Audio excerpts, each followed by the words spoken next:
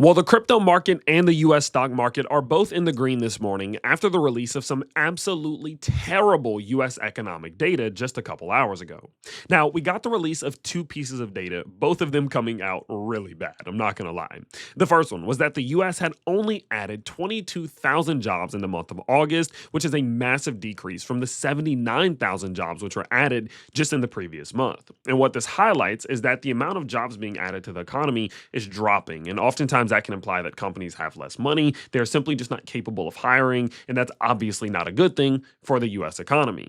Now, in addition to that, and in correlation with that, the unemployment rate has also ticked up to 4.3%. Now, 4.3% historically is a pretty low level, but this is still officially the highest that it's been since October of 2021.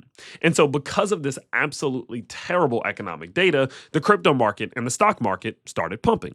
Now, you may wonder, well, whoa, that sounds a little bit off. Why would the stock market and the crypto market be pumping if we got terrible economic data? And on the surface, you would be right. That would make sense. But you got to think about it a little bit deeper. The reason why the stock market and the crypto market is pumping or are pumping as a result of this terrible data is because this terrible data is very likely going to cause the Fed to have to cut interest rates. And if the Fed does start cutting interest rates based on historical averages, that is a good thing for the everyday person and the everyday company.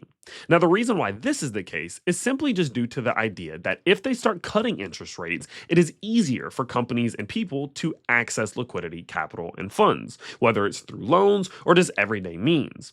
Think about it, right? If the interest rates start coming down, and this allows, say, over time, kind of through a domino effect, car loan interest rates to go down, what's going to happen? People are going to be paying less for these car loans on their notes, right? And then that's going to put a little bit more money in their pocket.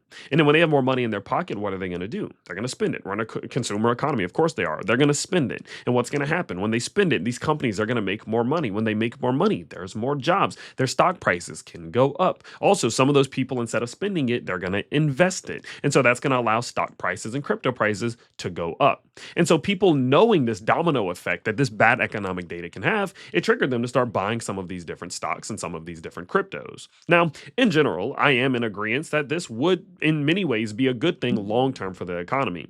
Because if the Fed does start cutting interest rates, I do agree, and I have done my own analysis of it, that we will over time very likely see people and companies in a better position than they are in right now.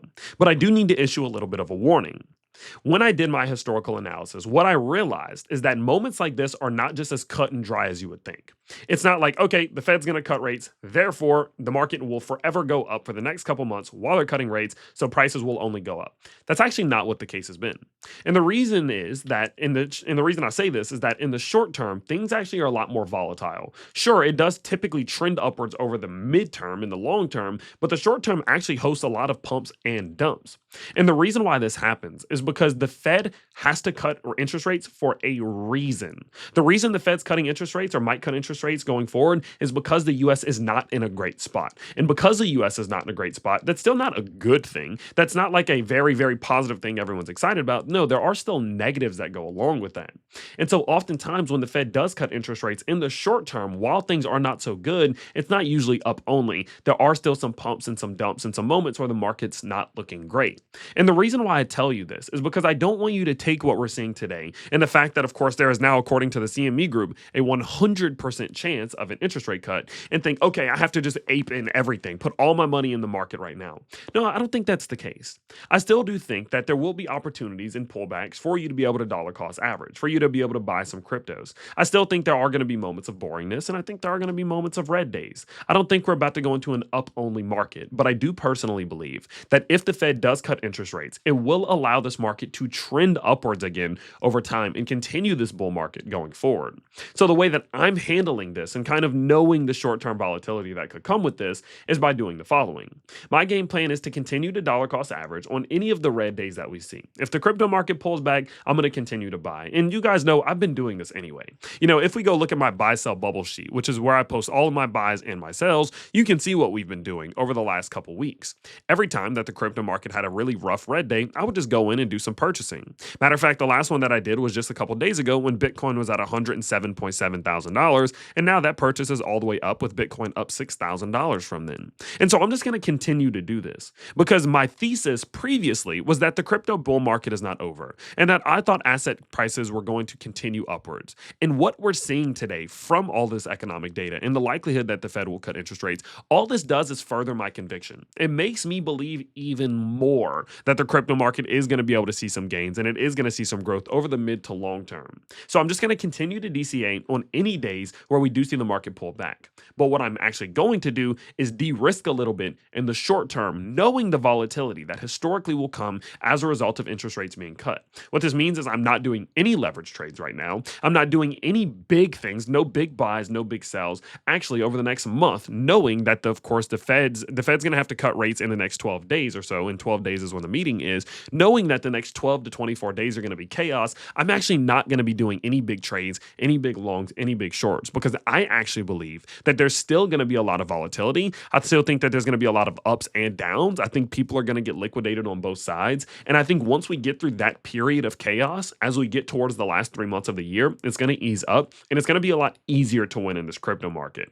And so my game plan and my kind of strategy as a result of what we saw today is to de-risk in the short term, but continue to dollar cost average in the long term. And let's say crypto prices just continue to trend upwards. Well, you already know what I'm gonna do. My strategy always remains the same. I will continue to take profits like we have been for the last 9 months, okay? So this doesn't change my strategy at all in the mid to long term, because again, I've always had the belief that the crypto market would rally and it would see all-time highs again. So I'm just gonna continue to DCA. But remember, in the short term, things could get crazy. I mean, go look at the liquidation map.